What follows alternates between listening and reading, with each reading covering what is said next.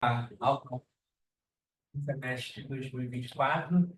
É uma grande alegria receber vocês aqui para esta atividade, que já é um encontro marcado que a coordenação de graduação tem com os alunos do Instituto de Relações Internacionais, mas também com toda a universidade. Então, é sempre uma grande alegria quando nós temos esta oportunidade de nos encontrarmos aqui ou no auditório do RDC.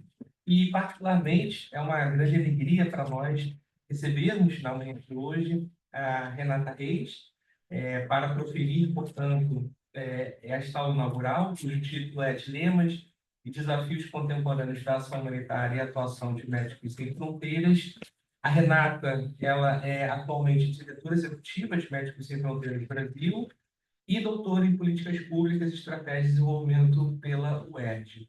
A Renata, ela fez parte da comissão Covid-19 da Lancet e trabalhou durante 8 anos como responsável por assuntos humanitários e advocacy, também na Médicos Sem Fronteira Brasil e também Médicos Sem Fronteira Bélgica.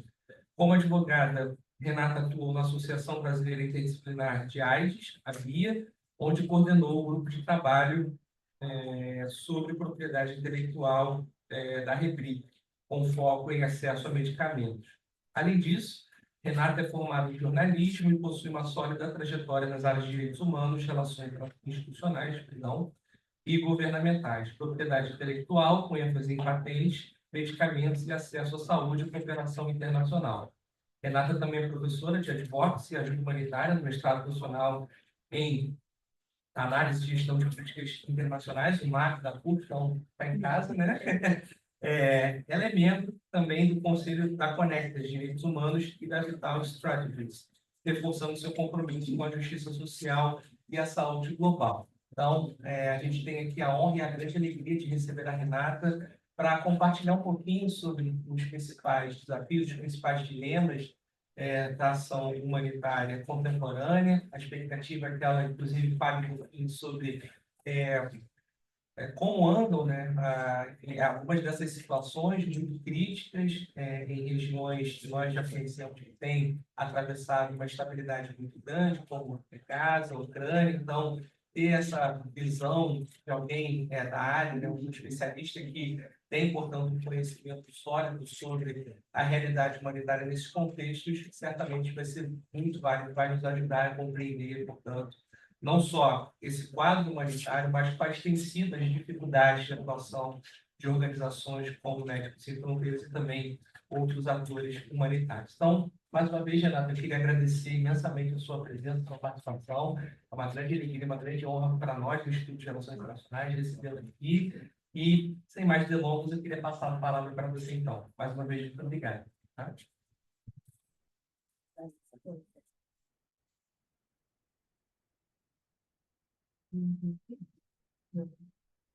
Bem, bom dia. Obrigada, professor Ricardo, por essas palavras tão generosas. Eu fico muito contente de ter recebido esse convite, muito honrada. Essa casa é também a minha casa, eu considero assim.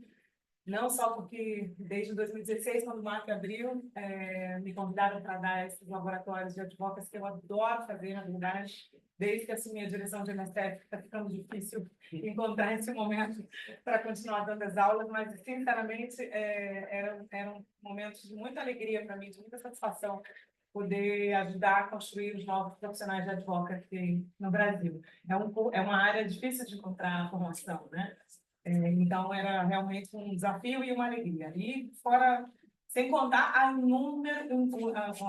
os inúmeros colegas formados por essa casa, que estão hoje com Médicos Sem Fronteiras. Maria está aqui, minha querida Maria, que está comigo lá diretamente, trabalhando comigo em Médicos Sem Fronteiras, mas a gente tem uma infinidade de colegas formados por essa casa, então a gente conhece muito a qualidade e a excelência dessa casa e desse curso.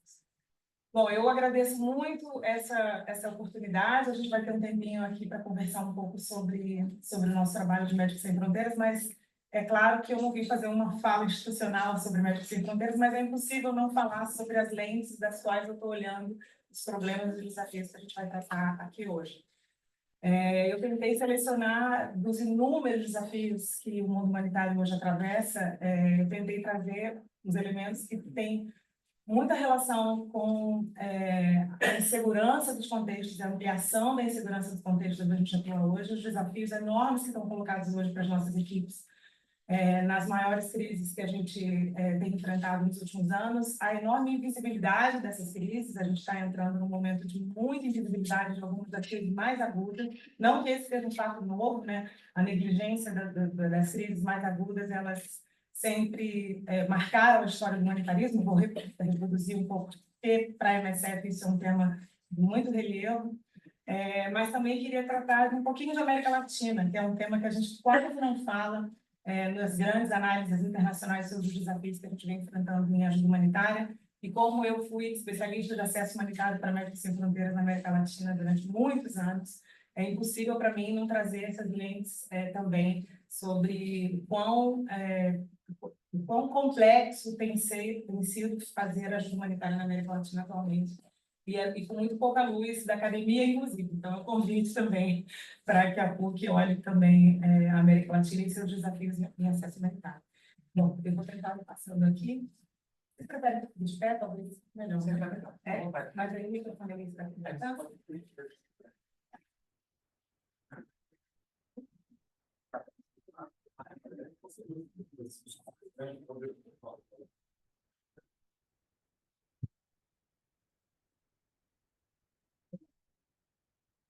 Obrigada.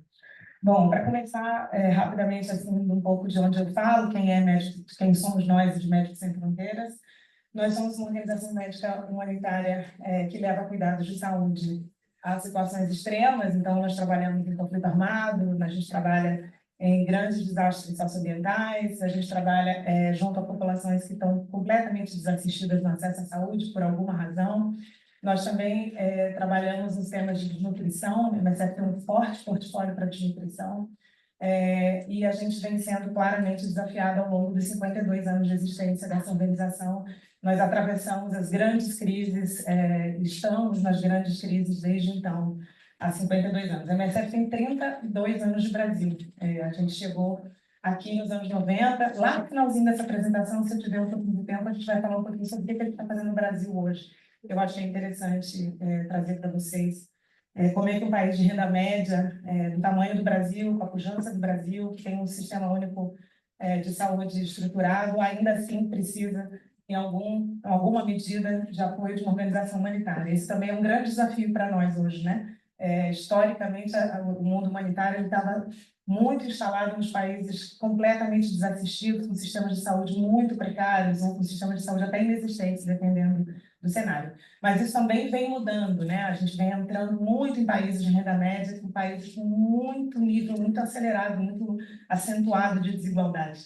Então, a gente encontra bolsões de muita riqueza e bolsões de muita miséria e muita desassistência no mesmo contexto. Isso também é um enorme desafio para o mundo humanitário atual, mas a gente vai falar sobre isso um pouquinho na frente. Bom, essa é a nossa missão. A MSF é uma organização de saúde, né? Então, a gente trabalha de forma muito articulada com alguns temas, tudo bem? A gente trabalha de forma muito articulada com alguns temas, como, por exemplo, proteção ou água e saneamento, que acaba sendo um componente da resposta de saúde, mas nós somos, de fato, uma organização médica. Isso não significa que nós trabalhamos apenas com médicos, por isso que eu comecei aqui dizendo que vários dos colegas dessa casa trabalham conosco, né? Nós recrutamos gente de muitas áreas. Para a gente colocar um projeto em pé de Médicos Sem Fronteiras, a gente precisa de muitas áreas. Então, médicos, farmacêuticos, enfermeiros, administradores, advogados, engenheiros, psicólogos. Nós temos um portfólio bastante grande de profissionais que trabalham com Médicos Sem Fronteiras, e Médicos Sem Fronteiras nasce de um desejo do grupo original que fundou essa organização de falar sobre as crises sobre as quais a gente atua, né? Esse é um marco dessa organização. Então, é uma organização formada que nasceu de médicos e jornalistas. Inclusive, a gente teve a alegria de receber um dos fundadores do MSF no nosso escritório há 2 semanas, e a gente ficou realmente muito comovido com o relato dele de como tudo nasceu em Biafra, na Nigéria, e como eles se revoltaram com a possibilidade de não poder falar sobre o que eles viam, e foi esse o DNA de MSF. Então, para nós, a gente vai falar um pouquinho dos nossos princípios, só para ilustrar um pouco do que vem pela frente, eu preciso pontuar quais são os princípios de Médicos Sem Fronteiras, a partir de onde a gente trabalha, com que lentes a gente trabalha, para falar um pouco sobre os desafios e por que esses princípios estão sendo tão desafiados, tão esgarçados no mundo atual, né? Mas a gente vai falar um pouquinho sobre o Speak Out, que é uma das, ou testemunho, ou temoiagem, que é de onde nasce essa origem de Médicos Sem Fronteiras entre médicos e jornalistas, onde a gente fala ativamente sobre os contextos onde a gente atua. Bom, esses são os princípios de Médicos Sem Fronteiras, eles são os princípios basilares da ajuda médica humanitária, na verdade, né? Então, a gente está falando de independência, independência de poderes quaisquer que sejam, independente de poder financeiro, de poder econômico, de poder militar, de poder político.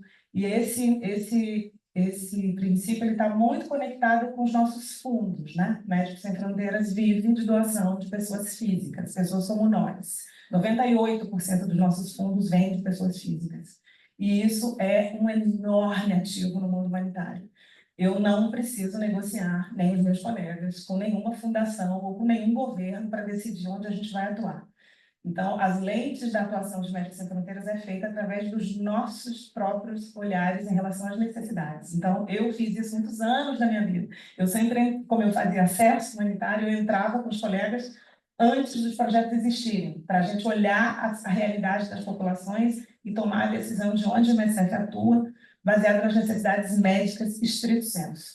E depois começa a fase, obviamente, de negociação com os donos daquele território, sejam eles quem sejam, para que a gente possa ingressar onde, de fato, a gente entende que a necessidade está.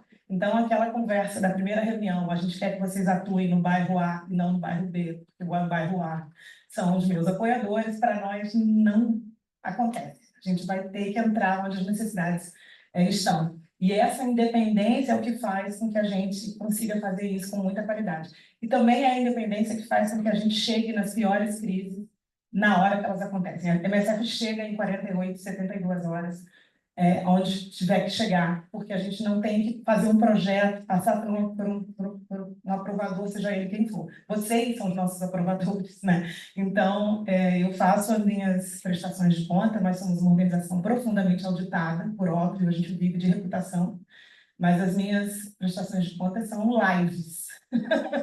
Eu tenho que prestar conta para muita gente e faço isso com muito prazer. E adoro quando pego um táxi ou vou na feira e alguém fala, eu boto R$ 30 ali do meu salário todo mês para você. E isso, para mim, é um motivo de muito orgulho, mas de muita responsabilidade também. A gente pega dinheiro da mesa do trabalhador no Brasil. Tem 500 mil doadores no Brasil. No Brasil, nós somos um dos escritórios maiores, o escritório do sul global de MSF é o Brasil. Então, o Brasil aposta em MSF e a gente aposta no Brasil. É isso que eu vou falar lá no final. Bom, a gente precisa ser imparcial e a gente precisa ser neutro.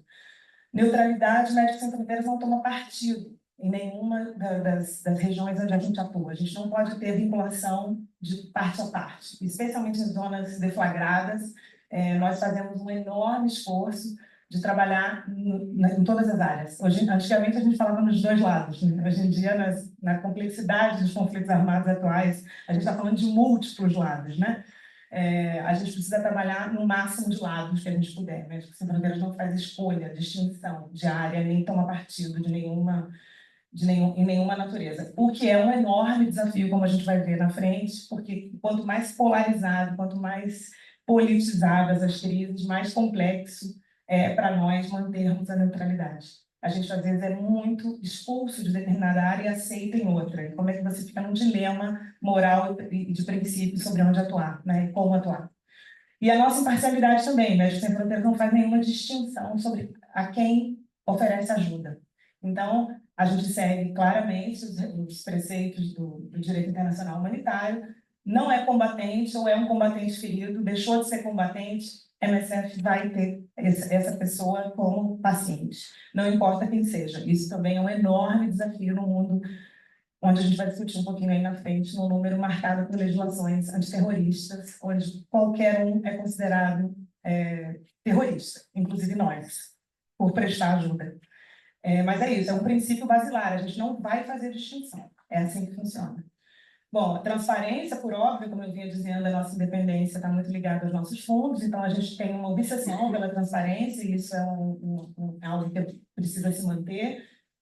e ética médica, por óbvio, né? A gente trabalha numa perspectiva de ser o mais éticos possíveis, e estamos também muito conectados hoje com a perspectiva de ampliar a nossa compreensão cultural, né? A gente também, hoje a gente tem um projeto em população Yanomami, e é muito bonito ver as nossas equipes trabalhando, tentando incorporar o saber da medicina tradicional, Yanomami nas nossas respostas, claro, dentro de uma perspectiva ética médica. Bom, o Speak Out, como eu dizia para vocês, é um marco dessa organização. A gente fala sobre o que a gente faz, portanto, a gente também não fala sobre o que a gente não faz. É quase impossível para Médicos Sem Fronteiras falar sobre um tema onde a gente não tem um trabalho direto. Nós não somos uma organização de advocacy estricto sensu, de produção de relatórios sobre determinada violação. Se a gente não está lá, a gente vai falar de primeira mão sempre, né? Então, por isso, essa pressão que a gente tem enorme de estar nos contextos. Em muitos contextos, a gente está sozinho mesmo. Em muitos contextos, só tem MSF. E isso não é motivo de orgulho para nós, é motivo de dor, na verdade. Quanto mais solitários estamos, mais inseguros estamos, e a gente não gostaria que fosse assim. Mas é isso, a gente vai falar sobre o que a gente faz, mas a gente também não vai falar sobre o que não fazemos. Isso é um dilema humanitário histórico, sempre será. Em muitos contextos, a gente vai precisar analisar se a gente fala e sai, e se a gente não fala e fica. A gente vai ter que desassistir uma comunidade inteira se a gente falar naquele momento sobre tudo que está acontecendo. Não é simples, essas decisões não são tomadas por uma ou duas pessoas, são sempre contextos muito complexos e a gente sempre faz uma análise de risco sobre o que fazer. Às vezes é mais importante desassistir e falar e expor e contar para o mundo o que está acontecendo do que o contrário, né? Isso já aconteceu em algumas situações. Na Coreia do Norte aconteceu isso, a gente falou isso aí, eu nunca mais conseguimos voltar, inclusive. Já aconteceu na Somália, já aconteceu em outros contextos onde a gente precisou falar tudo o que víamos e, infelizmente, fomos expulsos. Também o mundo mudou muito, né? Antigamente a MSF estava em contexto que só nós tínhamos olhos para aquilo. Hoje em dia é muito difícil você estar num contexto mesmo dos mais complexos, onde não tem uma imagem, um vídeo, uma foto. Mudou até a forma do relevo dessa voz solitária, né? Mas ainda assim, saber o que acontece dentro de um hospital é a gente que vai poder contar o que está acontecendo dentro de um hospital, né? Bom, esse é o tamanho de MSF hoje, nós somos 69 mil pessoas e a gente tem operações em 70 países. Essa é mais ou menos a média, alguns abrem, alguns fecham, então varia um pouquinho esse número, mas somos uma organização de emergência, então a nossa intenção é chegar, fazer o nosso trabalho, fazer um handover e sair. Em alguns contextos, a gente está há 20, 30 anos, que nunca conseguimos sair, porque a crise não acabou, não passa. Mas em outros contextos, desastres socioambientais em especial, a gente chega, faz a atenção médica que precisa ser feita, e a gente faz um handover para outras organizações ou para o próprio poder público. É importante dizer também que Médicos Sem Fronteiras não cria um sistema paralelo em nenhum contexto, né? A nossa intenção é sempre reforçar o sistema que existe, que a gente uma hora vai ter que sair, e a gente precisa deixar aquele trabalho que foi feito naquela localidade. Então, a gente tem uma preocupação muito forte com treinamentos, por exemplo, treinamento de equipes locais. A gente faz um grande esforço de adequação dos nossos guidelines aos guidelines locais para tentar que eles sejam os mais suaves possíveis na nossa saída, né? Isso aqui é rapidamente uma linha do tempo da MSF, só para vocês entenderem um pouco de onde a gente veio, né? A gente começou lá na Nigéria, como eu disse, nessa situação em Biafra, onde nasceu o MSF. Nossos colegas vieram da CICV, vieram da Cruz Vermelha Internacional. A nossa grande primeira atuação foi no Camboja. A gente está no Afeganistão desde os anos 80. A gente esteve naquela grande crise da Etiópia de 84, que todo mundo tem as imagens marcadas sobre aquela grande fome. A gente veio para o Brasil para uma epidemia de cólera na Amazônia, nunca mais saímos, voltamos para a Amazônia agora. A gente veio para o Brasil trabalhar na Amazônia com a população Yanomami e a gente volta a trabalhar com a população Yanomami 30 anos depois, o que também não é nenhum motivo de felicidade nem de alegria para nós encontrar a população Yanomami no estado que a gente encontrou novamente, né? Bom, o genocídio de Ruanda foi um grande marco para todos nós. A gente ganhou o Prêmio Nobel da Paz em 99. Foi com esse prêmio que a gente estruturou o nosso trabalho de acesso a medicamentos. Vou falar um pouquinho mais na frente, é um desafio que a gente também tem hoje. Claramente, a MSF foi muito desafiada pela epidemia de AIDS. Havia uma discussão muito grande nos anos 90 se HIV era um tema para o mundo humanitário, porque era um tratamento crônico e nós fazíamos atenção imediata e emergencial. E foi uma revolução daquela geração de provar que não, esse é o nosso trabalho e a gente vai fazer HIV sim, porque essa é uma epidemia que não vai passar. E o MSF tem que trabalhar em epidemias. E a gente está vivendo isso de novo agora. A gente começou a trabalhar forte com câncer, é uma novidade, né? Trabalhar com câncer no mundo humanitário. Mas, de vez em quando, as gerações precisam desafiar as nossas próprias certezas. O terremoto da Haiti, que é um terremoto que marcou muito essa geração inteira, a gente está no Haiti muito antes desse terremoto, nunca mais saímos. A situação do Haiti hoje é muito complicada mesmo. A gente está até com a perspectiva de que a coordenação do Haiti venha para a coordenação que trabalha hoje no Brasil, lá do meu escritório. Vai ser uma enorme responsabilidade para os nossos colegas. O Brasil vai ter um papel muito forte nesse novo capítulo da resposta ao Haiti, se isso acontecer, né? Bom, o Sudão do Sul, a situação do Sudão hoje é terrível. Hoje a gente está completando 500 dias da Guerra do Sudão, vou falar um pouquinho lá na frente. Bom, ebola foi uma grande resposta para a MSF. Durante alguns meses, nós ficamos sozinhos naqueles 3 países do continente africano, antes da decretação da emergência pela OMS. E esse é realmente um grande marco para nós, um trabalho biológico importante. Vou pegar uma água aqui. Eu vou falar um pouquinho depois também de Afeganistão, porque Afeganistão é um dos contextos mais inseguros que a gente tem trabalhado nos últimos anos. Nós já perdemos 70 entre colegas e pacientes de MSF nos últimos 16 anos. É um contexto bastante complexo. A pior perda massiva de profissionais da MSF aconteceu no Afeganistão, em Kunduz, precisamente. Então, esse bombardeio ficou marcado para nós. Nós perdemos 14 colegas além dos pacientes nesse dia. Bom, Síria e Iêmen. Iêmen é uma situação que se prolonga terrivelmente, uma guerra muito negligenciada e muito invisibilizada. A Síria é outro contexto que inaugurou uma série de violações do direito internacional humanitário que se agudizam com Gaza, mas não começam em Gaza. A gente sempre fala da Síria, porque a Síria foi, por exemplo, a primeira vez que eu comecei a ler relatos dos meus colegas contando que as forças sírias estavam usando uma estratégia de double tap, de explodir socorristas. Os socorristas explodiam um prédio, os socorristas chegavam, a segunda bomba caía em cima dos socorristas. Essa onda foi um pouco, não foi inaugurada, mas foi muito reforçada na Guerra Síria, e o que a gente tem visto hoje em Gaza é algo realmente sem precedentes. A gente vai falar um pouquinho sobre isso. Operações de busca e resgate no mar, a gente entrou para valer, nem foi em 2018, a gente chegou um pouquinho antes, por causa da situação do Mediterrâneo, a gente vai falar sobre isso também.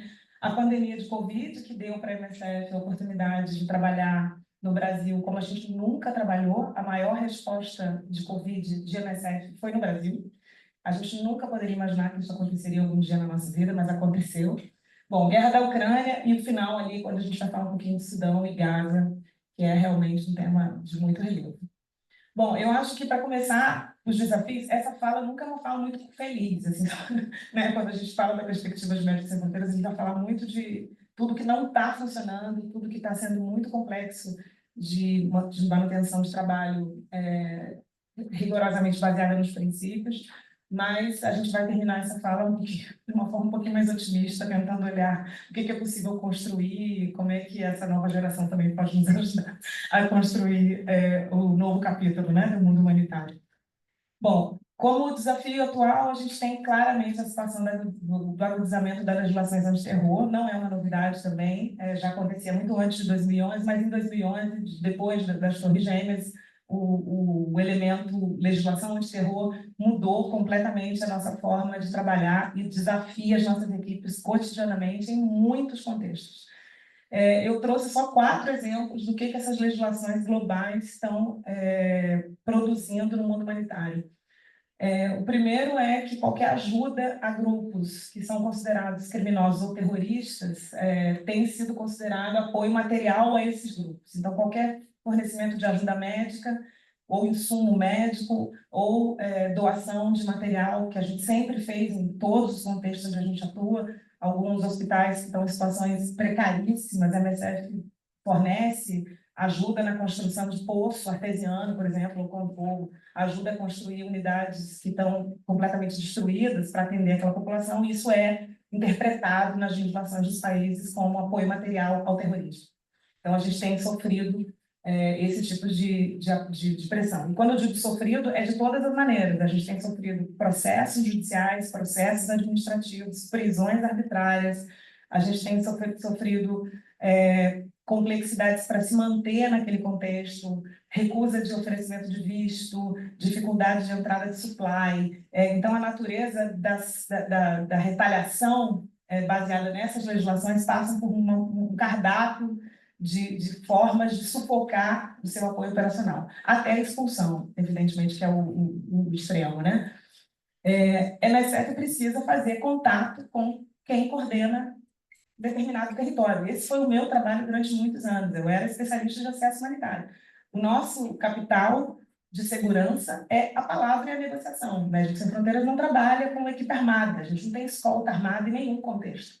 O nosso trabalho é convencer quem controla, seja ele um prefeito, um deputado ou um crime organizado, de que a gente não vai estar ali para vazar informação de ninguém, que nós somos um grupo espião, que a gente não é um grupo financiado por nenhuma grande potência, e que a gente está ali simplesmente para atender aquelas pessoas em necessidade. E esse contato, essa conversa, que é a base da negociação humanitária, é considerada em muitas legislações hoje como crime. É crime dialogar com grupos armados. É muito difícil fazer ajuda humanitária sem dialogar com grupos armados. Diria que é impossível. Transportar é colaboração para fuga. Então, ambulâncias se transformaram num problema. Transportar pacientes de uma zona a outra é considerado em muitas legislações colaboração para fuga. E tratar é oferecer refúgio. Daí vem tudo isso que vocês estão lendo sobre bombardeamos esse hospital porque tinha uma questão de Talibã ali. Bombardeamos esse hospital porque o Hamas estava escondido nos porões do hospital. Virou uma justificativa atacar instalações médicas porque é considerado refúgio de grupos organizados. Então, isso vem sendo, isso para nós é um dos piores problemas que a gente vem enfrentando hoje.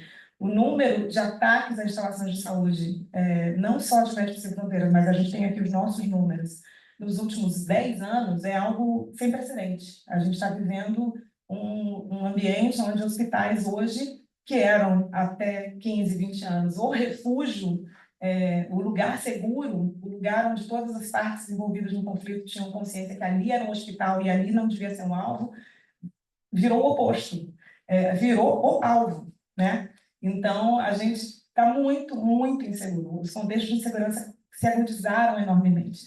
Tem uma máxima que rola hoje nos colegas de trabalho em zona de conflito, que antigamente a gente tinha preocupação com os jornalistas, agora os jornalistas têm preocupação com a gente. A gente está mais inseguro do que os jornalistas em alguns contextos. Bom, a outra coisa que é complexa nesse cenário é que a responsabilização é individual, pelas legislações criminais. É assim que funciona. A MSF não pode dizer para aquele governo, olha, você não vai prender o meu funcionário, nós vamos assumir administrativamente, legalmente, toda a responsabilização por esse ato MSF. É impossível, a responsabilização criminal ela é individual. Então, significa dizer que o nosso dever de duty of care, nosso dever de cuidado de nossas equipes, está muito mais complexo. Eu tenho um número de colegas próximos que já ficaram presos, literalmente presos, sem acesso, com dificuldade de acessar os advogados, porque representam Médicos Sem Fronteiras, que trabalham conosco. Então, isso é um enorme problema para nós, né?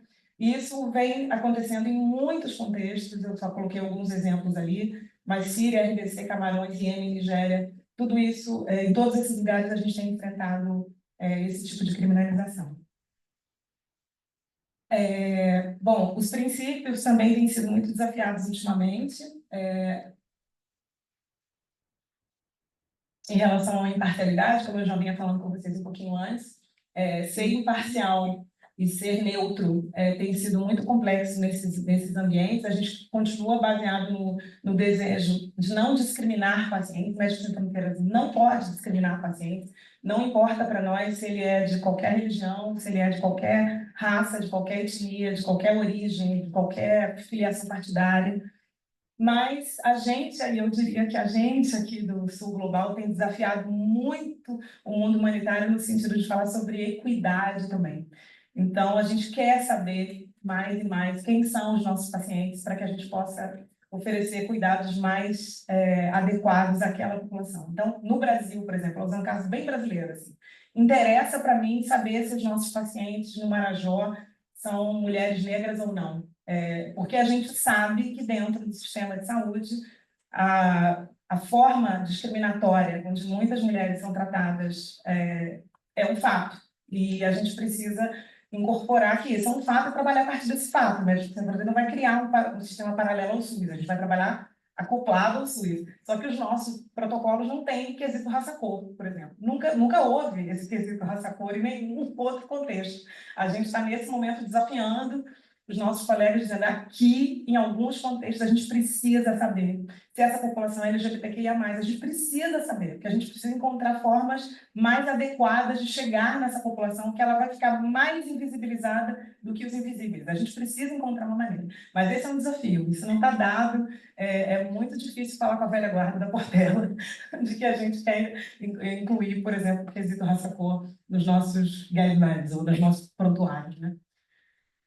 Bom, a neutralidade do mandato médico, a gente tem sido muito desafiado interna e externamente sobre... Vocês não vão falar nada sobre esse contexto e dizer para que esse contexto é mais agudo do que os outros? Isso acontece no mundo de redes sociais, né? Algumas crises são muito mais visíveis do que outras. Algumas são tão bárbaras ou mais bárbaras do que a gente vê no dia a dia do nosso feed. Mas esse feed influencia muito a forma como os colegas estão tentando nos desafiar também, né? E a gente tem que seguir o padrão dos nossos princípios. Olha, essa crise é agudíssima, mas a gente não vai falar que essa crise é pior do que a outra. A gente não vai tomar partido, a gente vai ter que seguir uma linha da neutralidade e da imparcialidade. E isso, às vezes, é muito difícil. Porque somos todos humanos, e no fim a gente quer tomar partido de alguma maneira, né? Então, é isso, a gente precisa todo dia lembrar as equipes quais são os nossos princípios, e a gente vai trabalhar para todo mundo, e é assim. Então, em Gaza, é assim, a gente ofereceu trabalho para Israel, a gente perguntou se eles queriam apoio. Obviamente, a assimetria dessa crise é tão brutal que não fazia nenhum sentido, nem que eles aceitassem, nem que a gente forçasse a barra para que eles aceitassem. Eles não precisam de apoio de Médicos Sem Fronteiras, mas como mandato, no dia 1, a gente precisou perguntar. E é assim que tem que ser, é isso que a gente persegue, né? Bom, e para fim, para eu seguir aí para os contextos mais clássicos, você está controlando o tempo? Se deixar, então bora. Tá bom. Tá.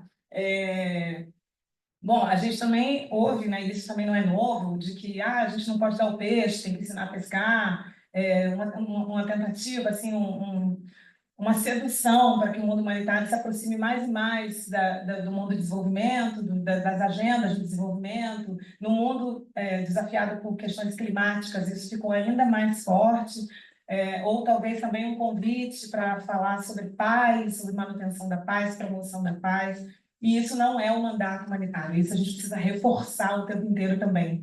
As agendas de resiliência, que são as agendas que são muito pautadas por alguns governos do Norte na hora de oferecer seus editais ou seus programas de financiamento de organizações de ajuda humanitária que recebem recursos governamentais, está ficando muito comum que mais e mais eles tenham que fazer ações de resiliência. Ou seja, você faz ajuda humanitária, mas você também vai ter que trabalhar numa agenda de desenvolvimento.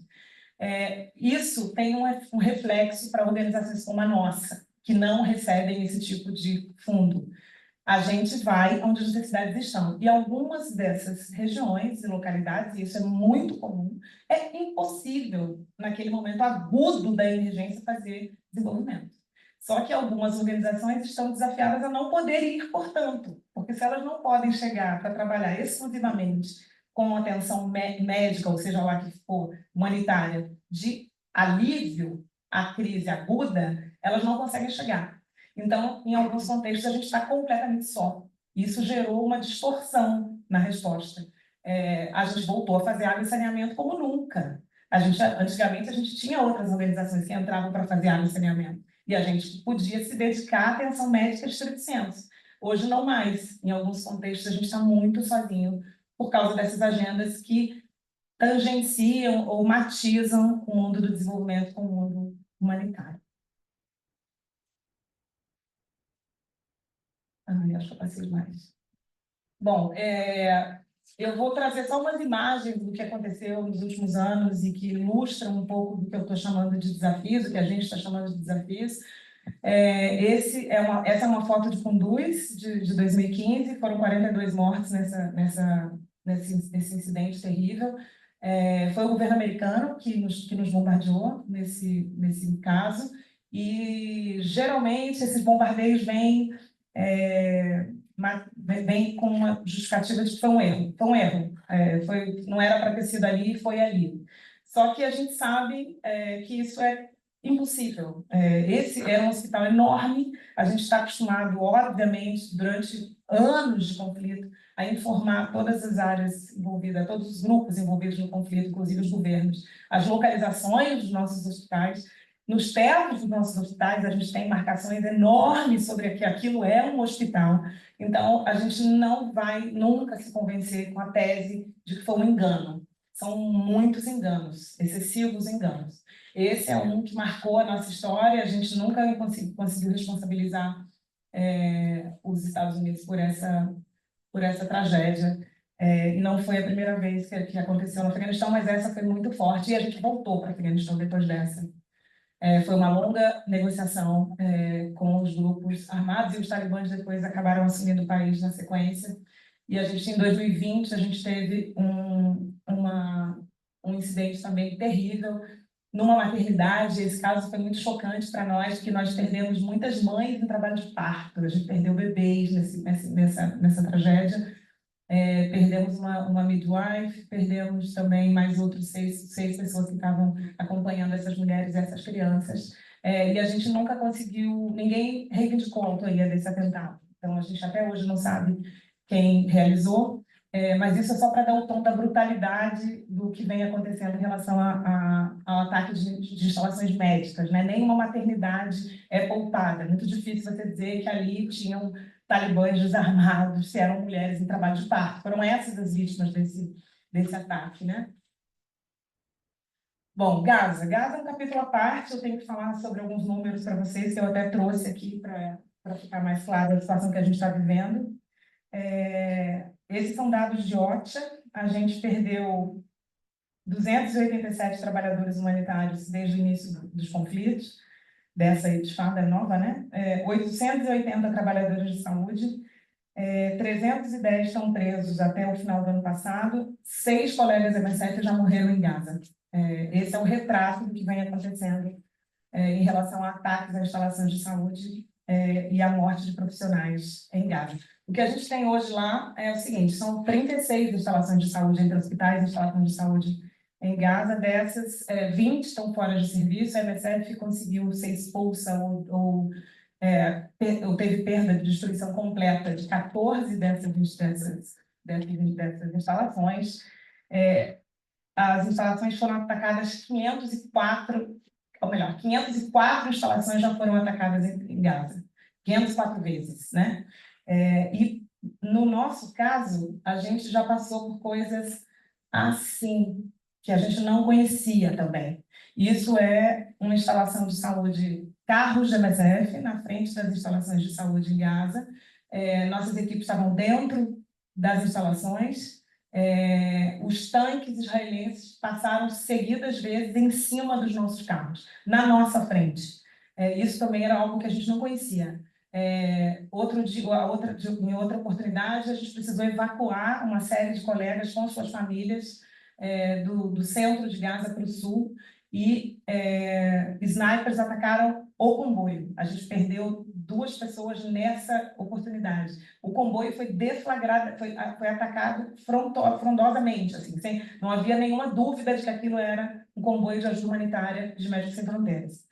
Sem contar na dificuldade que a gente vem enfrentando lá em relação à entrada de ajuda humanitária, né? Gaza é um contexto que a gente está desde 1984, tá? A gente não chegou nessa crise, a gente chegou em 84 e lá estamos desde então. Essa região, Gaza em especial, a Cisjordânia toda, mas Gaza em especial, vive de ajuda humanitária. É essa a realidade de Gaza. Para o mundo médico, nem se fala. Sempre foi um desafio para as nossas equipes. A gente sempre fala sobre isso. Se quebra um raio-x em Gaza, a gente sabe que a gente vai levar 3, 4, 5, 6 meses para conseguir repor aquela peça por causa dos embargos. Nessa situação que a gente está vivendo, as condições que os nossos colegas estão trabalhando em Gaza é algo que é fora de tudo que a gente conhece e que a gente já ouviu. Assim, o nosso primeiro chefe de missão que estava em Gaza, quando foi evacuado, eu acho que foi um dos relatos mais fortes que eu já vi na minha vida sobre um colega MSF de anos de experiência. Não era ninguém em primeira missão, né? Um cara que tem 30 anos de experiência MSF que conta para a gente, olha, o que eu vi ali, eu nunca vi. A gente está tendo que reaproveitar gás. Assim, é uma situação de amputação, assim, é terrível as conversas, né, de manhã para derrubar logo, né? Mas é isso, amputação sem anestesia, coisas que a gente não conhecia mais no mundo humanitário, né? Mesmo em contextos muito complexos, essa falta de acesso e a dor que isso provoca na população civil é algo muito, muito, muito sério, de fato. E a nossa preocupação nesse contexto é que isso que banalize esse tipo de atitude. Eu acho que é esse o grande drama que a gente está vivendo nesse contexto, né? Que essa quantidade de ataques, essa quantidade de 90% de uma população deslocada, 90% de uma população deslocada, é que isso deixe de ser um choque, né? Que de alguma maneira se torne algo aceitável. E do ponto de vista de ataque às instalações de saúde, de fato, que a gente está vivendo em Gaza é algo sem precedentes. Bom, Sudão é um caso bastante importante e muito triste, e a gente precisa falar muito desse caso, porque a gente está vivendo 500 dias de guerra no Sudão, hoje, exatamente hoje. A gente está até com um pacote embargado que está saindo agora, daqui a pouco, sobre esse marco dessa guerra terrível. São 10 milhões de pessoas deslocadas, 10 milhões de pessoas. É o maior deslocamento interno do mundo hoje, é o Sudão. Não há muita esperança de que esse conflito vai se resolver em breve. A gente está vivendo contextos muito complexos lá, porque esse é um contexto que mistura tudo, né? Mistura um conflito armado muito sangrento, muito cruel, muito sem regra, com muita desnutrição. É um contexto de muita desnutrição infantil também. Então, o Médicos Sem Fronteiras já atendeu 34 mil crianças no Sudão. A gente está com uma resposta internacional para essa crise muito ruim, muito fraca. A gente está muito sozinho nesse contexto. E a gente vem percebendo um desestímulo da comunidade internacional, um certo descaso da comunidade internacional para o que está acontecendo no Sudão. Isso se soma, claro, ao fato de que a gente já tem mudança climática em cima, né? O Sudão é um país que tem enchentes terríveis, então tudo para se poder imaginar de complexo para um contexto, a gente encontra nesse contexto. É doença emergente, doença reemergente, é enchente, né? Seca, que ataca e que propicia problemas de produção de alimentos. Então, a gente tem uma desnutrição bastante aguda. 80% das instalações de saúde do Sudão acabaram nessa guerra, já. É um contexto que está vivendo com 20% das instalações de saúde em pé. Então, esse é um contexto dos mais desafiadores. Eu acho que o que fica como mensagem é inacreditável que a gente conviva com uma realidade assim, em completa invisibilidade. Completa invisibilidade. Por mais que a gente tente falar sobre isso, passa em brancas nuvens muitas vezes. Bom, esse aí é um contexto bastante desafiador para nós também. Prenderam o nosso barco ontem, Maria, você não sabe ainda, ontem à noite. Ontem à noite prenderam o nosso barco. Ano passado, 21 vezes prenderam não só os nossos, né, mas os barcos de outras organizações governamentais. O nosso maior barco foi preso ontem, eu recebi a notícia hoje de manhã. E isso tem tudo a ver com essa situação de lei antiterror que eu falava antes, tem a ver também com essa criminalização da ajuda humanitária, que toma proporções enormes quando pensa nessa situação Líbia e Europa, né? Esse é um contexto que fez com que a gente radicalizasse muito no nosso princípio de independência. A gente parou de aceitar qualquer recurso da União Europeia a partir da resposta vergonhosa da União Europeia a esse cenário, onde basicamente os países europeus o que eles fazem é financiar a força costeira síria para impedir que as pessoas cheguem aos seus destinos, né, na Europa. E eu tenho uns números também que são terríveis. Eu estou falando de 26 mil mortes nessa travessia desde 2015. A MSF já fez o resgate de 92 mil pessoas nesse cenário.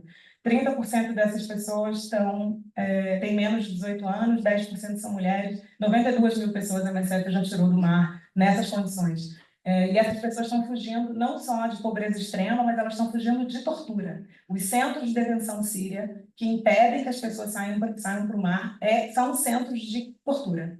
Então, é um contexto muito desafiador e que a gente não pretende arredar o pé. Mas é isso. O que a gente vem percebendo é uma crescente tendência à judicialização da resposta. Criminalização da resposta e judicialização também. A gente vai precisar de muita gente boa nisso, esse convite para quem está estudando.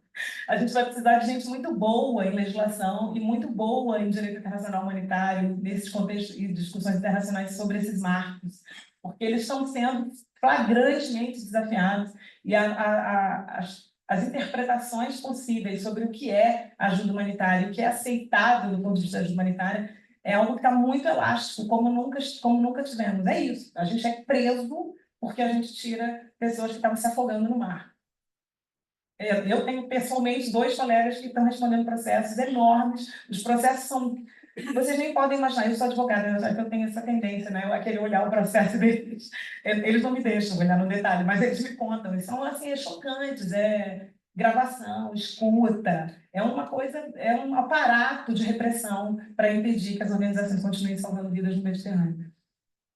Bom, as crises negligenciadas eu já falei um pouquinho, a gente está vivendo um momento desafiador também para engajamento, né? Não é só para financiamento. Quando eu falo negligenciados, é no sentido do financiamento internacional, que está muito diminuído. Por exemplo, quando você pensa nos números do PMA, do Programa Mundial de Alimentos, como ele vem sendo desfinanciado, né, pelos estados, isso é um problema que a gente vê na ponta, quando a gente está lá atendendo. Mas também eu acho que tem a ver com uma coisa de engajamento, né? Num mundo onde a gente... Não sei, está falando sobre as coisas no TikTok, né? Eu estou falando sério, assim, para nós é um enorme desafio. Como é que a gente vai falar desses cenários, desses contextos, com esse volume de dor e de sofrimento com as novas gerações? A gente vai precisar encontrar uma maneira, né? A gente vai precisar encontrar uma maneira. A nossa base de pessoas apoiadoras, e é um fenômeno global, vai envelhecendo. E a gente precisa falar com as novas gerações sobre essas crises. Esse é um desafio que eu gosto de falar, porque ele é um desafio e tanto que tem a ver com a fronteira médica para a resposta humanitária. Vocês sabem que eu venho do mundo de acesso a medicamentos, e para mim esse tema é de grande interesse. A gente está vivendo um problema bastante sério em relação à resistência de antibióticos. Isso é um cenário muito desafiador no mundo humanitário. A situação de Gaza, por exemplo. Gaza é um dos locais mais complicados exatamente para fazer cirurgia de trauma. E olha o que a gente está vivendo em Gaza.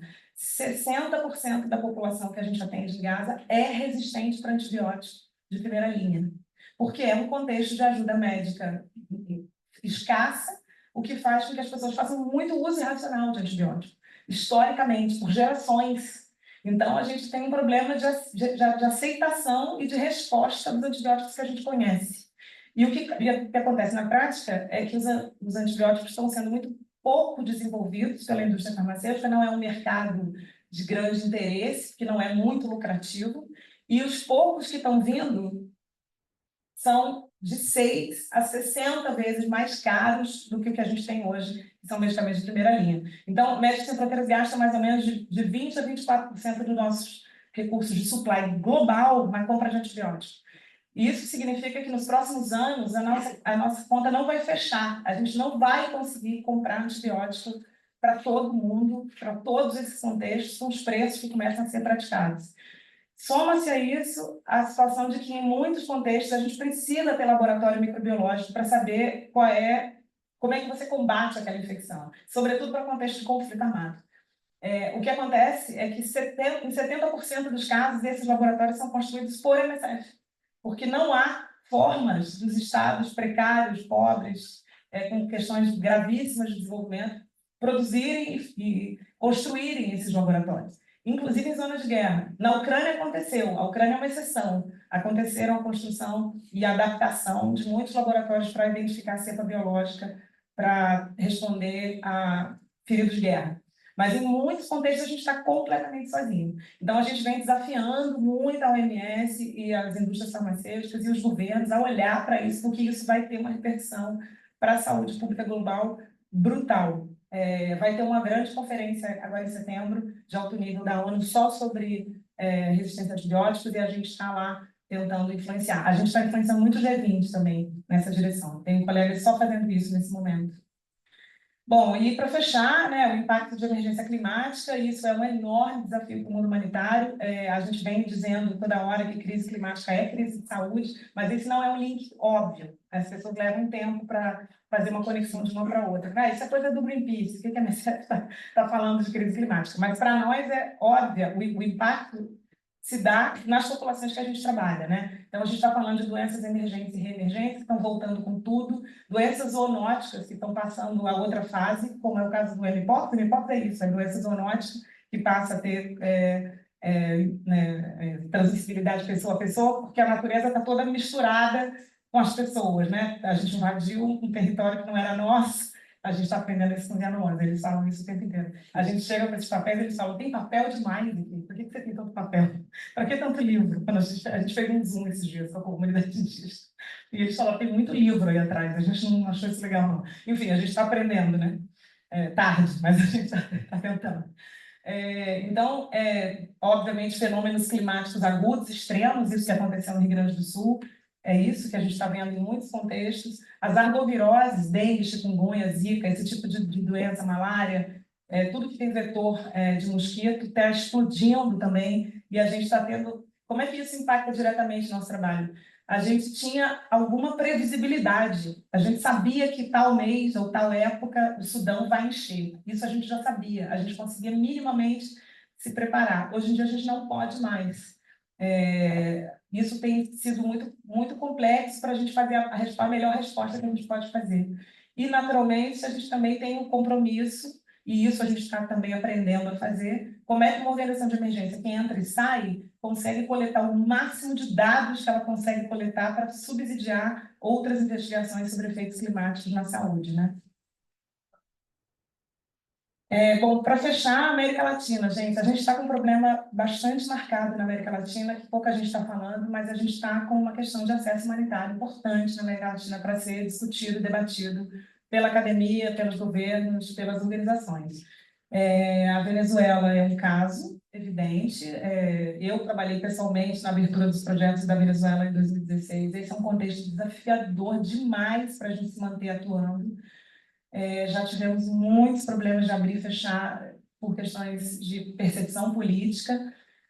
A Nicarágua é um problema hoje. A gente já teve resposta na Nicarágua, hoje não temos mais. E a gente foi recentemente mesmo, assim, há 2 meses, expulsos do Panamá, na fronteira ali com Colômbia, nas selvas de Darién, que hoje é um dos piores lugares da América Latina, do ponto de vista de acesso à saúde, de violações de direitos. É aquela selva onde a população migrante tenta chegar nos Estados Unidos, e aquilo ali é um horror, e a gente acabou de ser expulso de lá.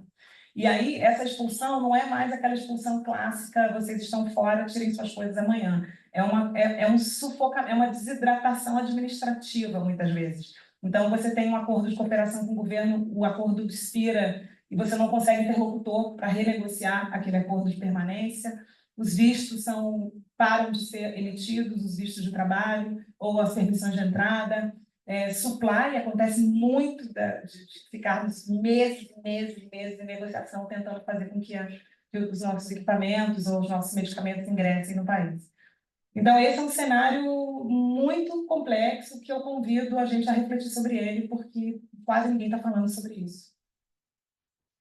Rapidinho, para fechar, esses são nossos projetos no Brasil. A gente fechou o Covid, naturalmente, né? Mas a gente teve, então, a maior resposta de Covid do movimento MSF foi no Brasil. Nós tivemos 30 projetos aqui em 12 estados. A gente trabalhou desde Tefé, Cabeça do Cachorro, Manaus, as grandes crises, população prisional em Rondônia, Cracolândia. A gente fez grandes comunidades no Ceará, Rio de Janeiro. Fizemos um projeto de cuidados paliativos no Brasil, em São Paulo, uma coisa que a gente jamais podia imaginar na vida. Essa foi uma grande resposta e foi uma resposta que nos desafia hoje a andar para frente. A gente está, nesse momento, produzindo um projeto de lei para tentar discutir com o Congresso Nacional, tentando criar uma espécie de marco regulatório para a ajuda humanitária no Brasil. A gente teve muitos desafios para fazer essas operações aqui.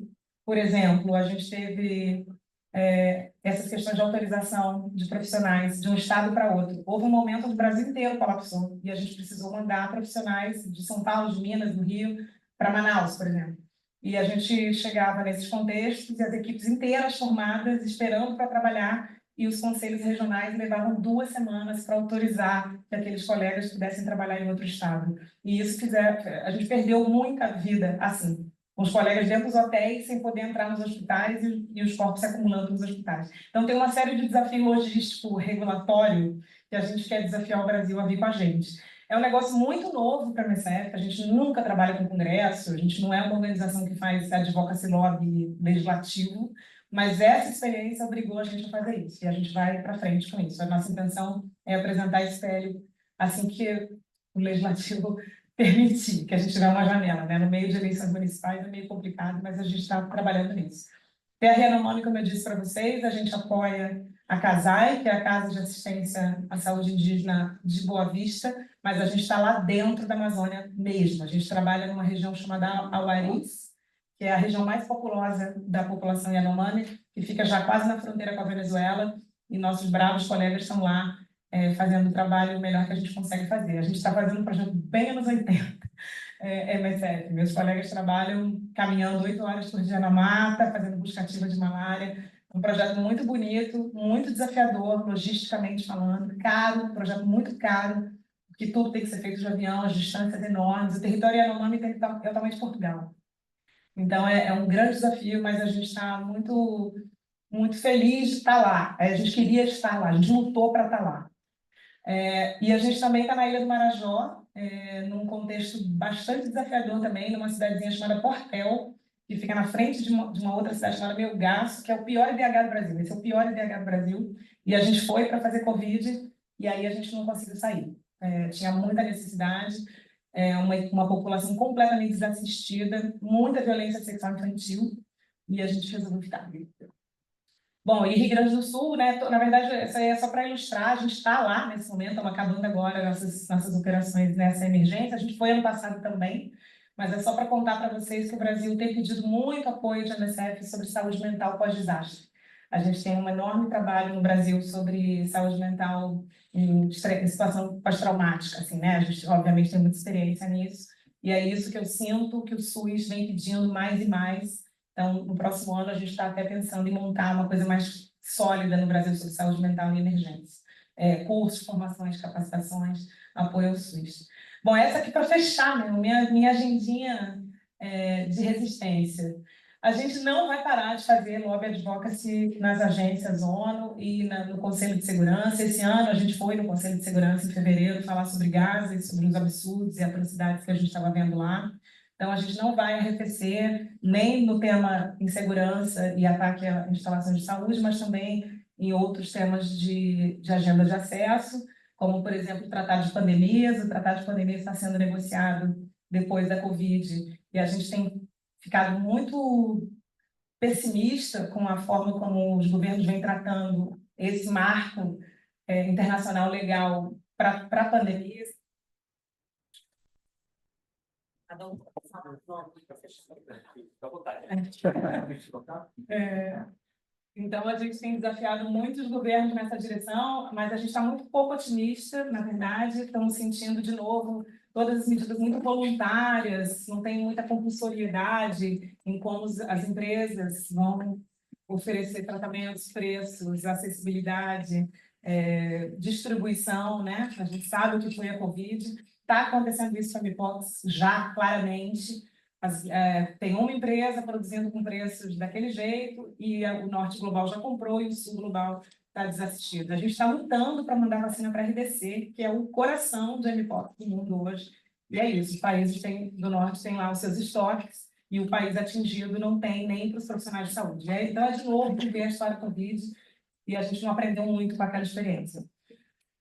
Bom, engajamento comunitário, a gente tem fortalecido muito essa agenda, essa conversa do mundo humanitário de botar paciente no centro da resposta. A gente está levando isso muito a sério, a gente acha que acesso humanitário hoje é qualidade das relações que você constrói com as comunidades.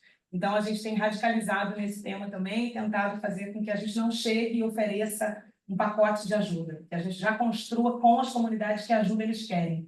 O desafio de fazer isso são as emergências. É muito difícil fazer consultas estruturadas e qualificadas em ambiente emergencial, mas a gente tem tentado. É isso, fortalecendo a nossa independência. A gente acredita que a saída, de fato, são pelos nossos princípios, então a gente continua tentando captar mais e mais de pessoa física, embora seja um desafio. A gente precisa se equipar para a pauta climática, isso é um fato, a gente precisa aprender muito como fazer, inclusive mitigando os nossos impactos nas nossas operações, os nossos hospitais têm que ser mais sustentáveis, a gente também está trabalhando nessa direção de se desafiar. A gente está fazendo a gente tem em MSF uma coisa chamada TIC, que é um grant interno para projetos de inovação. Então, qualquer escritório, qualquer colega pode aplicar para essa pequena fundação interna, onde a gente financia projetos de inovação. E a gente acabou de conseguir a gente está fechando um sobre Community Engagement, isso que eu estou falando, a gente é NSF Brasil, né? E o outro que a gente acabou de ser aprovado é um projeto de mutualização com Médicos Sem Fronteiras México e Médicos Sem Fronteiras Latinoamérica, que é Argentina, Chile, Uruguai e Colômbia. E a nossa intenção é fazer um pool de possibilidade de mutualização de projetos de MSF nesses 3 escritórios. É uma tentativa da gente se aproximar mais da América Latina, trabalhar mais coordenado, mais eficientes, dividindo menos os recursos.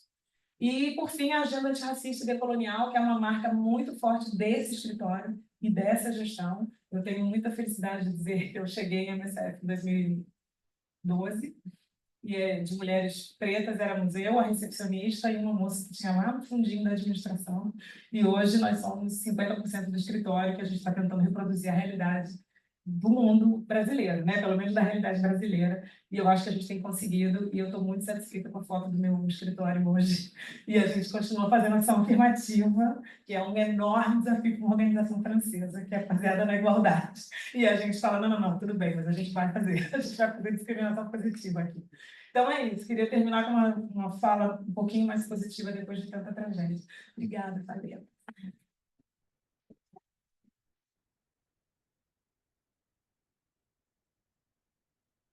Maravilha, Renata. Muito obrigado pela excelente exposição. Certamente os pontos que você apresenta são muito enriquecedores para a gente entender um pouquinho sobre os desafios associados à ajuda humanitária, né?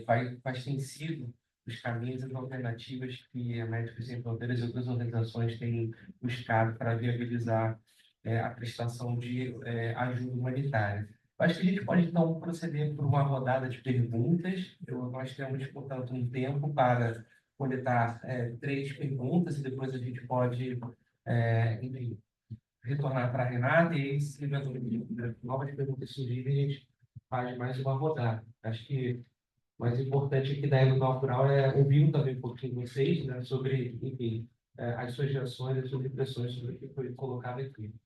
Laís, por favor. Rapidinho, Laís, só vai passar o microfone para você. E o professor Marcos Cares também tem uma pergunta. Obrigado.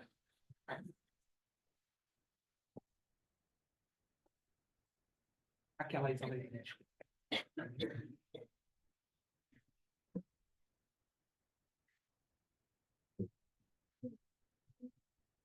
Primeiro, obrigada, Renata, por ter feito essa aula inaugural. Foi muito divertido escutar você falar, apesar de termos respondido vezes. Foi muito interessante ver o trabalho da MSF e de toda a atuação que tem há tanto tempo e ver realmente a trajetória da história do mundo relacionada com o humanitarismo. Né? E eu acho que as pessoas que estão aqui, vieram aqui, têm um mínimo de interesse de talvez atuar nessa área, e que é uma área que às vezes é muito nebulosa de saber como se lançar, como conseguir o primeiro emprego, ou estágio, ou o que seria o ideal fazer, recomendado talvez, melhor que ideal, para conseguir ter um início de carreira nessa área. Obrigado. Escalé. Não é pergunta, não, só quero parabenizar pela apresentação. Foi muito útil, foi muito bem feita. E você e sua organização estão de parabéns pelo trabalho que faz. Isso aí. Uma pergunta lá atrás.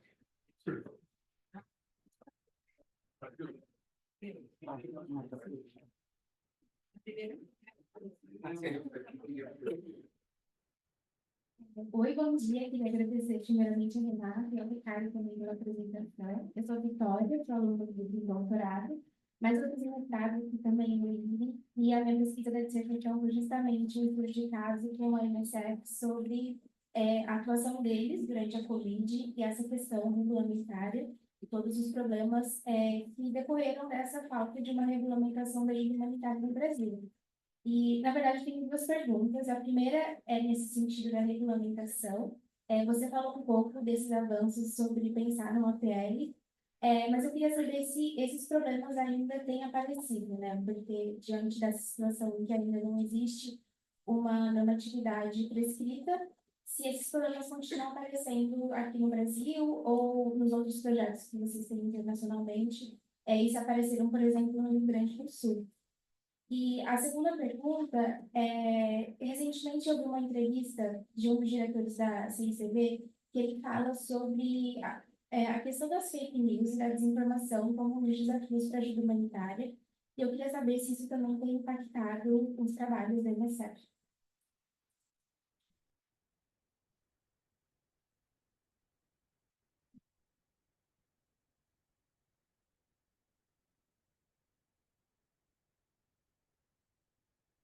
Boa tarde. Primeiramente, queria agradecer pela sua presença aqui hoje, pelo Ricardo também ter elaborado essa aula aqui para a gente. Eu me chamo Lavínia e a minha pergunta é um pouco mais pessoal. Eu queria saber como você se mantém motivada nesse trabalho que é tão difícil, né? Nem sempre tem resultados positivos, enfrenta muitas dificuldades. Eu queria saber como você se mantém motivada a continuar esse trabalho tão nobre. Obrigada.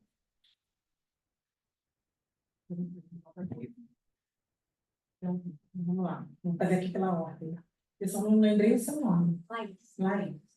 Bom, Laís, então, para trabalhar no mundo humanitário, eu sei te contar um pouco das nossas regras, né? Imagino que outras organizações têm outros processos, mas o que eu consigo te dizer é que a gente precisa que colega, para ser um profissional móvel, a gente tem muitas formas de trabalhar no mundo de Médicos Sem Fronteiras, né? Você pode trabalhar no ambiente executivo, como eu estou hoje, que são as vagas específicas para os escritórios da MSF. Nós somos 25 escritórios ao redor do mundo. A gente trabalha em 70 países, mas com escritórios constituídos, onde a gente tem captação, comunicação, advocacy, área médica, finanças. A gente tem 25 escritórios. Então, tem as vagas específicas para esse mundo, e aí é uma questão de ficar ligada nos editais, como eles aparecem nos sites. Mas você pode ser recrutado por Médicos Sem Fronteiras e trabalhar no campo, que é o que eu entendo que é mais a sua pergunta. A gente precisa que vocês tenham 2 anos de formado. A questão da língua é um ponto importante, né?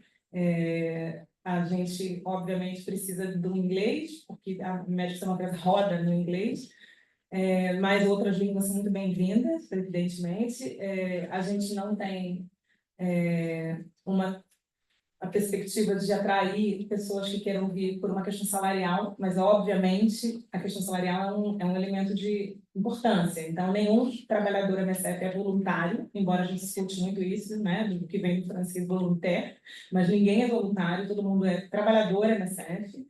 E a gente, claro, não quer que as pessoas se atraiam pelo dinheiro, mas o dinheiro é importante para que as pessoas venham e não se voluntariem, tenham um compromisso com a organização. Então, na prática, você aplica, há um processo para tentar fazer com que você chegue por ingresso no pool de profissionais da MSF, e aí vai ter um gestor de carreira dentro da casa que vai cuidar do seu perfil. Então, ele vai fazer um match entre o seu perfil e o que os projetos estão precisando e começam a te oferecer missões. A primeira missão é sempre mínimo de 6 meses. A primeira missão é importante que a pessoa precisa entrar e mergulhar um pouco no universo MSF, mas depois disso vai depender muito da sua área.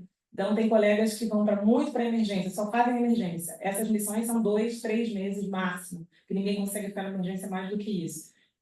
Outros colegas gostam de fazer missões muito longas, e ficam 9 meses, 1 ano. Se você for subindo na cadeia lá e começar a se transformar em coordenação, e aí você vai ficar mais tempo nos contextos. Então, é isso, assim, esse processo de fluxo contínuo, tá? Então, é aplicar, passar pelos processos, e assim que a boa notícia vier para nós, né? A gente vai ter alguém que vai cuidar da sua carreira internamente. Fora isso, a gente tem hoje contratações no Brasil, para staff nacional, o que é uma novidade, né? Hoje a gente tem projetos no Brasil. Quando esses projetos não existem, a gente não recruta para operações da MSF no país. Aí você não precisa estar no pool, você só precisa fazer um match lá com o que eles estão precisando naquele momento. Vitória que está no doutorado. Vitória, olha só como é que o tempo passa, não é? Que maravilha, parabéns. A gente tem a maior felicidade que você quis estudar isso, continua, né? Graças a Deus, você está estudando esse doutorado, ótimo, Vitória, excelente. Então, você perguntou se a gente está vivendo desafios semelhantes pós-Covid, né? Seguramente estamos, mas não no volume que vivíamos na Covid, por 2 razões. Na Covid, durante algum tempo, a gente tinha um decreto de emergência, o que facilitava uma série de ações da MSF, né? De supply, de entrada de supply, de circulação de profissionais e tal. Mas, quando o decreto caiu, a gente ficou muito desguarnecido. É o que acontece hoje, a gente não tem decreto de emergência em alguns contextos. No Marajó, não vai ter decreto de emergência naquele contexto. No Rio Grande do Sul, está mais fácil, porque o estado inteiro está mobilizado em fazer a ajuda acontecer. Então, quando é muito agudo, a brecha legal é maior. Quando é muito agudo, mas é invisível, que é o caso do Marajó, a gente fica à mercê da burocracia. Então, é isso que é difícil dizer se funciona ou não funciona. Vai depender muito do contexto. Eu diria que a gente tem uma questão de relevo para decidir e para discutir com o Brasil, e que a gente tem muita dificuldade de discutir no Brasil, que é o trabalho de profissionais estrangeiros, porque a gente resvala na conversa de mais médicos e do pavor que parte da sociedade brasileira tem a essa possibilidade.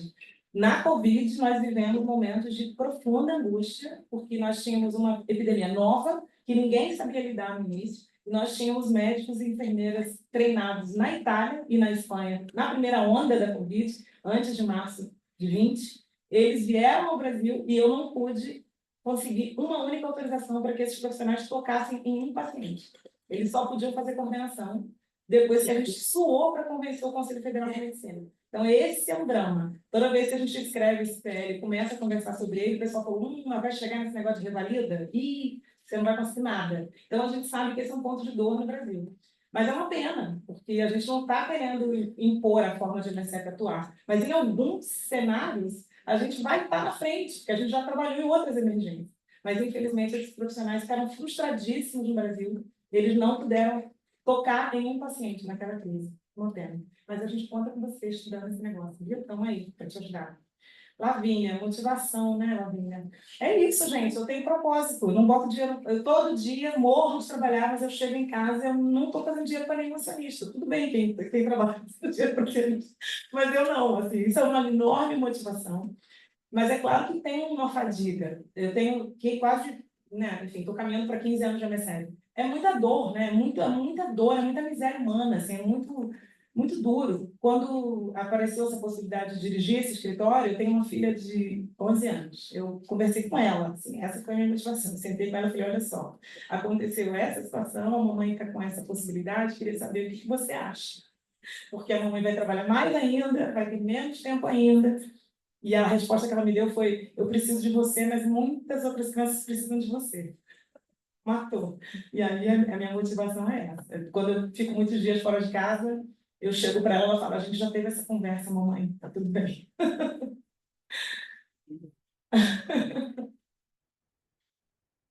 Gente, mais alguma pergunta?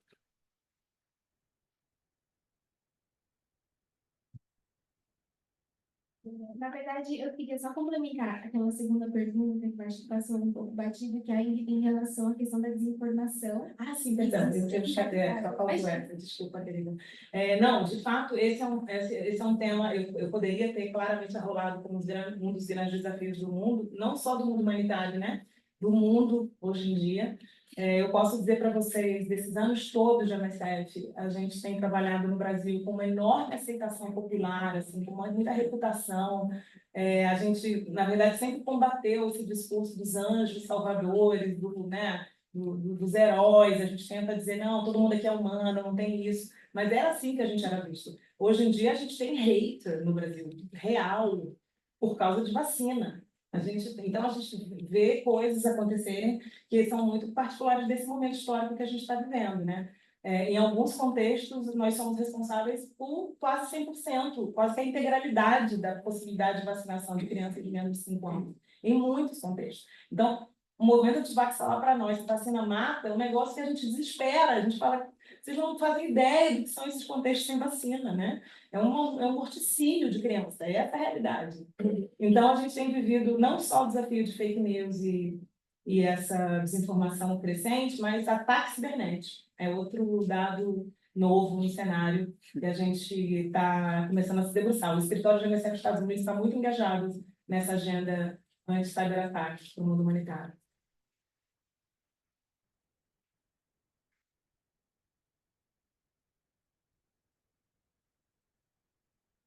Mais alguma pergunta?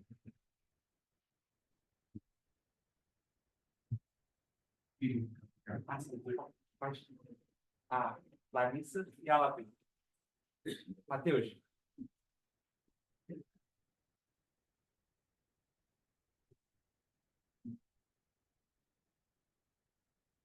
Obrigada. Eu queria saber como vocês estão lidando com a situação de Marajó e quais são os desafios mais pertinentes e como vocês vão lidar com esses desafios.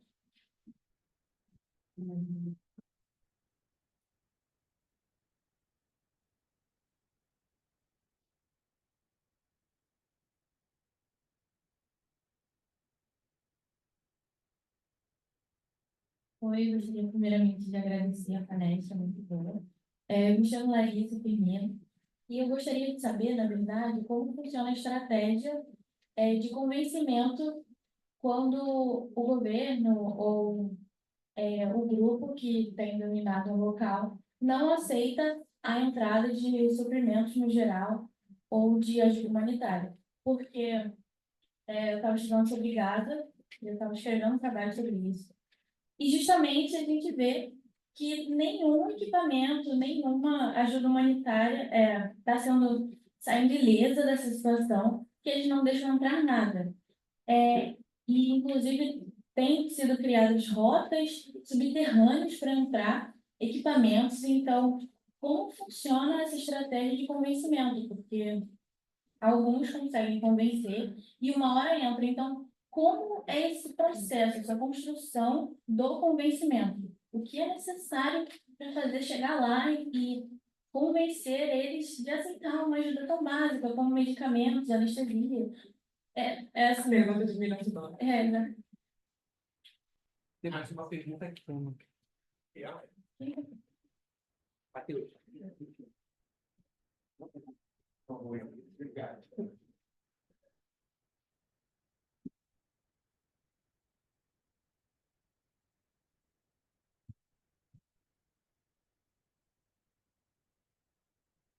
Bom dia, meu nome é Mariana, eu sou estudante de Ciências Sociais da FJ.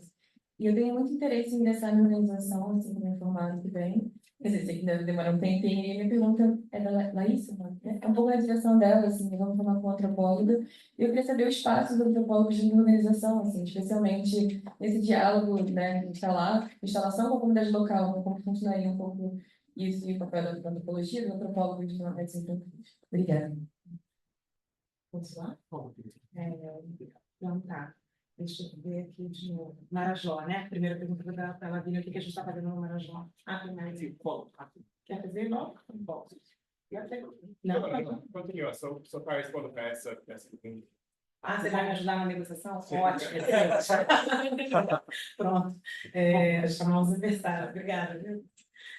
Então, Lavínia, a gente, no Marajó, a gente entrou reforçando as unidades básicas de saúde do município. Como eu te disse, é o pior IDH do Brasil. Então, é uma situação bastante complicada de acesso. A gente está falando de uma localidade que fica a 1 dia de barco de Santarém. O apoio logístico também é muito complicado. E a gente começou primeiro estruturando os polos de atenção que existiam na cidade e começamos, obviamente, a fazer a segunda fase, que são as clínicas, não clínicas, mas apoios móveis. A gente trabalha nos barcos. A gente vai descendo os rios, porque as comunidades que estão mais desassistidas são as quilombolas e as ribeirinhas ali daquela região, que não vem médico há muitos anos. Então, a gente entrou para reforçar primeiro as unidades básicas, mas é óbvio que ali é um contexto especial de exploração infantil e de muita violência sexual. Então, a gente está reforçando todo o atendimento dessa cadeia que implica nessa situação. Então, é um município tão frágil que não tem ILL, por exemplo, não tem quem faça corpo de delito do que acontece na prática. Então, são os médicos dos próprios hospitais que têm que fazer esse tipo de trabalho. Então, tem toda uma interlocução com a comunidade, pequena comunidade médica que existe na região, para tentar reforçar esses protocolos, né? Vocês sabem que a atenção a aborto seguro no Brasil é um problema. A gente tem um protocolo nacional de possibilidade de intervenção, mas que baseia-se em 2 medicamentos, são os protocolos globais, né? Com apoio da OMS. No Brasil, a gente só tem um desses medicamentos, o outro não é nem comercializado aqui. O Brasil tem muitos desafios de saúde, estrito sensu, para fazer a atenção de violência sexual. Então, a gente está muito nessa toada, estamos tentando fazer o máximo que a gente pode lá. A gente está indo para Brasília conversar de novo com o Ministério em breve, a gente está tentando também dar visibilidade para a desassistência e para o quanto aqueles hospitais precisam ser reforçados, né? Então, esse também é uma conversa que a gente faz muito no âmbito da advocacy, então a gente faz muita advocacy nesse projeto também. A nossa intenção é equipar mais esse lugar para quando a gente sair, eles ficarem numa condição um pouquinho melhor, tá?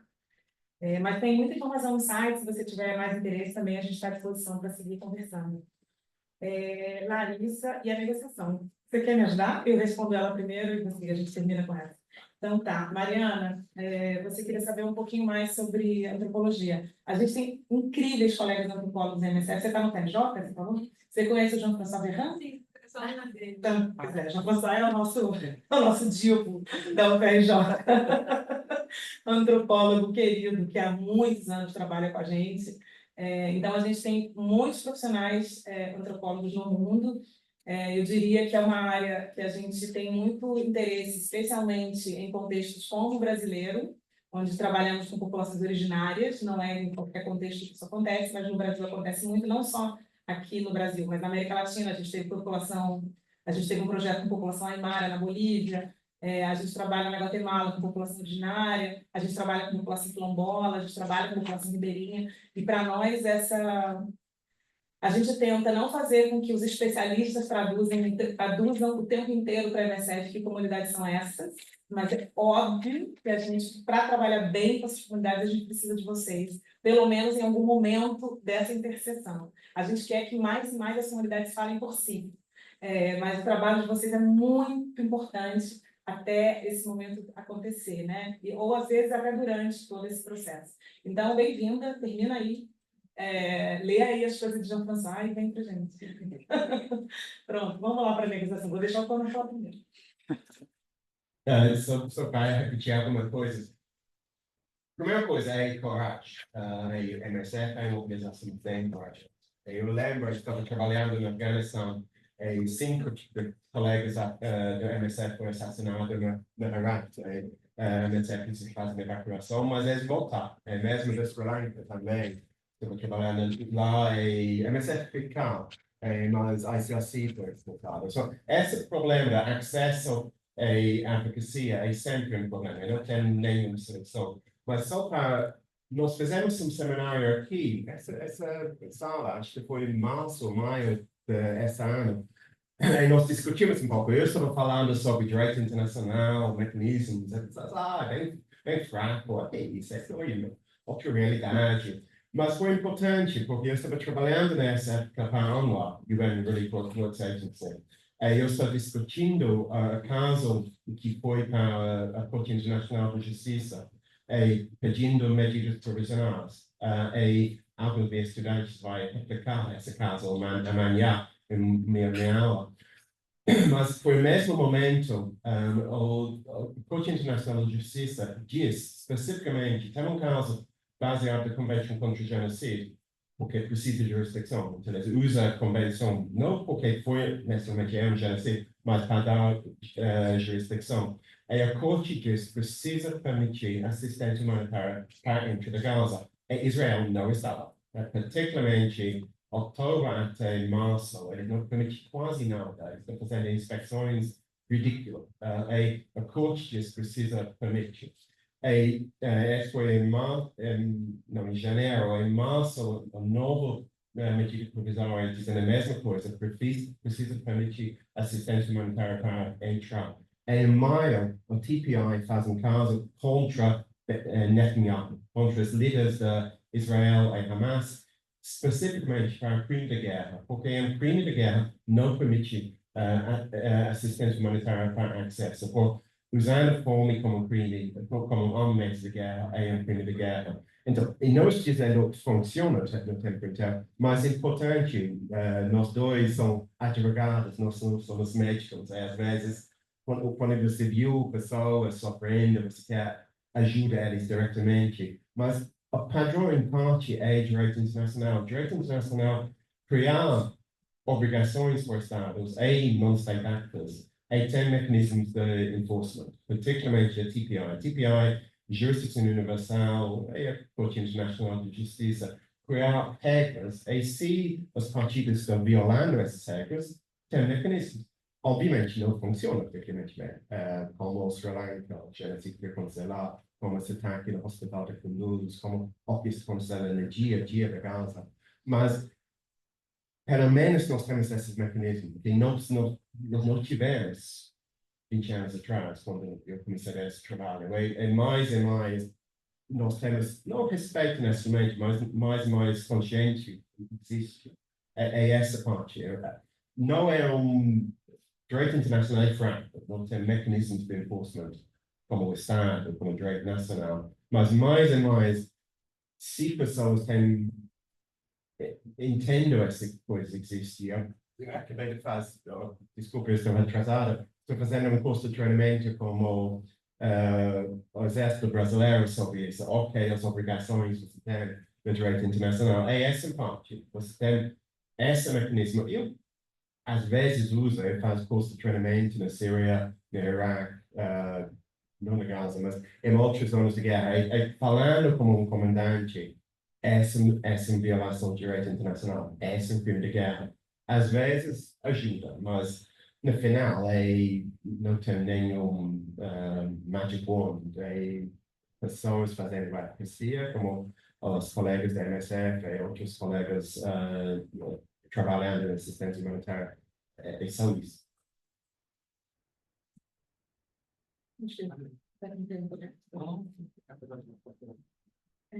Não, então, Vocês temos mais perguntas? tá. Não, só talvez, como obrigada, é isso, assim, a gente tem problemas de cogência, né, tem problemas de enforcement dessas regras, mas do ponto de vista de negociação humanitária de estrito senso, talvez o que eu possa te dizer, assim, nesses 3 minutinhos para a gente fechar, é que, depende muito do contexto, a forma de construir a aproximação.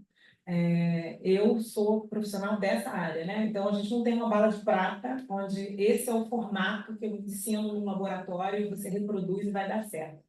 Não é um trabalho artesanal, é um trabalho de convencimento baseado em evidência, e às vezes as evidências não interessam, porque as pessoas estão a fim de fazer apesar das evidências.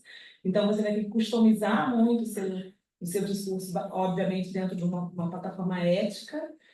Tem uma parte fundamental pelo mundo humanitário, que é a tradução dos nossos princípios. Isso é uma coisa que parece básica, mas é um desconhecimento profundo. Então, em alguns contextos, eu levei meses para convencer aquele governo de que eu não trabalhava para a CIA, ou que eu não trabalhava para o governo norte-americano, ou que eu não recebia dinheiro dos franceses ou de qualquer parte envolvida no conflito. Tem uma parte enorme de convencimento sobre como a gente opera, para quem a gente trabalha, quem é seu chefe? Era essa a pergunta que eu escutava todo dia, mas quem é seu chefe? Entende? E eu estou muito convencida, honestamente, depois de anos trabalhando com isso, que o papel de países como o Brasil no acesso humanitário e na negociação, ele é muito relevante, porque nós não somos parte de nenhum conflito, isso muda tudo numa conversa. Todo mundo acha anedótico, mas eu já cansei de abrir porta de MSF, porque cheguei falando de Avenida Brasil e Jogo do Brasil, e vai. E as pessoas me recebem e o nosso ex-companheiro italiano pede para ele esperar lá fora. Aconteceu inúmeras vezes. Não é anedótico, mas é a realidade. A gente é visto como um país neutro. Em alguns contextos, isso muda tudo. Então, eu estou muito convencida de que o reforço das organizações humanitárias no sul global faz a diferença no acesso a muitos contextos. No Haiti, é um fato evidente. O fato de uma negociadora ser brasileira ou um negociador ser brasileiro faz a diferença. Não tô querendo ser nacionalista, mas eu estou sendo pragmática. É assim um pouco que funciona. Gente, obrigada por fazer considerações finais. Super obrigada. Estou bem feliz de estar aqui com vocês hoje. Obrigado mais uma vez pela sua presença, pela sua participação, que muito nos alegra, muito nos honra. Certamente, a sua exposição nos brinda, né, com dados muito importantes sobre os dilemas e desafios contemporâneos da ação humanitária e a atuação de Médicos Sem Fronteiras. Como foi colocado aqui por alguns alunos, nós temos um pool de alunos muito interessados em ingressar na organização. Então, tenho certeza que a semente foi plantada aqui e a gente espera em breve que novos alunos ingressem no escritório do Médicos Sem Fronteiras, seja aqui no Rio ou em outros contextos também, tá? Então, muito obrigado mais uma vez. As portas estão sempre abertas para vocês e nós agradecemos mais uma vez por tudo. Obrigado.